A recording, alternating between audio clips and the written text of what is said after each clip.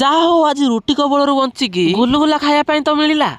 ଜୟ ଜଗନ୍ନାଥ ସାଙ୍ଗମାନେ, ମୁଁ ରାଜା, ମୁଁ କାମ କରେ ହାଇଦ୍ରାବାଦ। ସାଙ୍ଗମାନେ ସବୁଦିନ ପରେ ଆଜି ବି ମୁଁ ମୋ କାମରେ ଲାଗିଯାଇଛି। କଣ କରିବା, କାମ ତ କରିବା ପାଇଁ ପଡିବ ନା। ବାହାର କାମ ସାରିକି ଯେତେବେଳେ ମୁଁ ଭିତରକୁ ଗଲି, ଭିତରେ ଆସି ଦେଖେ ତ ପବିତ୍ର ଏଠି କେକ୍ କାଟିଲା ଭଳିଆ କଣ କରଣ ସବୁ କାଟି ଚାଲିଛି। ମୁଁ ଯୋଉ ଭଳିଆ ଭାବରେ ସେଠି ଠିଆ ହେଇକି ଦେଖୁଛି, ଯେମିତି ତମକୁ ଲାଗୁଥିବ ମୁଁ କିଛି ଜାଣିନି। ସତ କହିବାକୁ ଗଲେ ସାଙ୍ଗମାନେ, ଆମ ଆଗରୁ ୱାଟର ମୁଭିଂ ବାଲା କାମ କରୁଛନ୍ତି, ସେଥିପାଇଁ ଆମକୁ ଏମିତି କାଢିକି ଫିଙ୍ଗିବା ପାଇଁ ପଡୁଛି। ସାଙ୍ଗମାନେ ବହୁତ କାମ କରିସାରିଲା ପରେ ଏବେ ଟାଇମ ହେଇଛି ରୁମ ଯିବାର। ମୁଁ ରୁମକୁ ଆସିକି ଗାଧେଇ ପାଧେଇକି ଫ୍ରେଶ ହେଇଯାଇଛି। ଗାଧେଇ ସାରିଲା ପରେ ଏମିତିରେ ମତେ ଭାରି ଜୋର ଭୋକ ବି ଲାଗୁଥିଲା। ଆଉ ମୁଁ ଏପଟରେ ଦେଖତେ ସିପୁଆ ଏଠି ଗୁଲୁଗୁଲା ଛାଣିବ ବୋଲି ଅଟା ଦୋକାନ, ଆଉ ତେଲ ବି ଗରମ ହେଇ ଆସିଲା। ସାଙ୍ଗମାନେ ସତ କହିବାକୁ ଗଲେ ମତେ ତ ବହୁତ ଖୁସି ଲାଗୁଛି, କାହିଁକି ନା ଆଜି ରୁଟି କବଳରୁ ବଞ୍ଚିକି ଗୁଲୁଗୁଲା ଖାଇବାର ଅଛି। ଆଉ ଏପଟରେ ସିପୁଆ ଗୁଲୁଗୁଲା ଛାଣିବା ଷ୍ଟାର୍ଟ କରିଦେଇ ସାରିଲାଣି। ଆଉ କିଛି ସମୟ ପରେ ଗୁଲୁଗୁଲା ଆମର ବି ହେଇଗଲା। ଏଇଭଳି ଭାବରେ ସବୁ ଗୁଲୁଗୁଲା ଛାଣି ସାରିଲା ପରେ ତରକାରୀ କରିବା ପାଇଁ ସିପୁଆ ବାଟଣ କଷିବା ପାଇଁ ଲାଗିଗଲା। ସତ କହିବାକୁ ଗଲେ ଏମିତିରେ ଗୁଲୁଗୁଲା ସହିତ ଟିକେ ତରକାରୀ ନ ଖାଇଲେ ମଜା ଆସିବ। ତ ଫାଇନାଲି ଏବେ ଆମର ହେଇଗଲା ଗୁଲୁଗୁଲା ସହିତ ମଟର ତରକାରୀ। ଏମିତିରେ ଗୁଲୁଗୁଲା ସହିତ ଭୁବୁନି ଦେଖିଲା ପରେ ମୋର ତ ଲାଳ ବାହାରି ପଡୁଛି। ଏପଟରେ ମୁଁ ଭିଡିଓ କରୁଛି, ହେଲେ ସେପଟେ ପବିତ୍ର ଆଉ ସିପୁଆ ଖାଇବାରେ ବ୍ୟସ୍ତ ଅଛନ୍ତି। ସେମାନଙ୍କ ଖାଇବା ଦେଖିକି ମୁଁ ବି ଶୋଇପାରିଲିନି, ଆଉ ଲାଷ୍ଟରେ ମୁଁ ବି ଖାଇଦେଲି। ଏମିତିରେ ଆଜି ବହୁତ ଟେଷ୍ଟ ଲାଗୁଛି ଗୁଲୁଗୁଲା ସହିତ ଭୁବୁନି ଖାଇବା। ଗୁଲୁଗୁଲା ସହିତ ଭୁବୁନି ଖାଇବା ପାଇଁ ତମମାନଙ୍କୁ କେମିତି ଲାଗେ ନିହାତି ଭାବରେ କମେଣ୍ଟରେ କହିବ। ଆଉ ଯଦି ମୋ ଭିଡିଓ ତମମାନଙ୍କୁ ଭଲ ଲାଗିଥିବ ତ ଗୋଟେ ଲାଇକ୍ କରିଦିଅ।